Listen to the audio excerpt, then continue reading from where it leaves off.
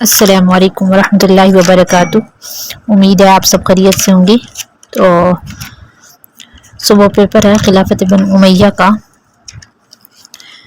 تو short question answer تو میں نے آپ کو سینڈ کر دی ہیں، آپ ان کو کر لیجئے گا۔ اور اس کے علاوہ جو آبجیکٹو ہے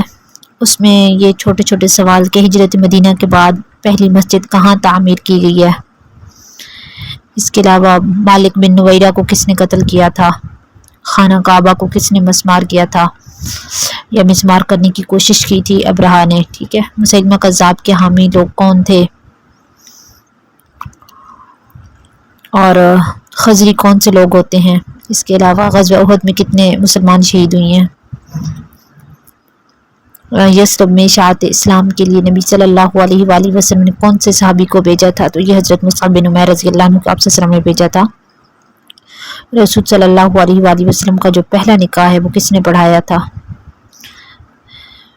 حضرت ابو طالب نے۔ قرآن پاک میں فتح مبین کس واقعے کو کہا گیا ہے، تو یہ صلح حدیبیہ کو کہا گیا ہے، ٹھیک ہے۔ تو اس کے علاوہ حضرت علی رضی اللہ عنہ کے قاتل یہ ابن ملجم تھا۔ حضرت عمر فاروق رضی اللہ عنہ نے کون سے سال میں کون سی ہجری میں فوج کا جو محکمہ ہوتا ہے کام کیا تھا، اس کے علاوہ بنو امیہ نے کتنے سال حکومت کی ہے، حضرت فاطمہ کی شادی کن سے ہوئی ہے، اسپین کس نے فتح کیا ہے، اسپین۔ اس کے علاوہ ایران کا آخری ساسانی جو بادشاہ ہے وہ کون تھا،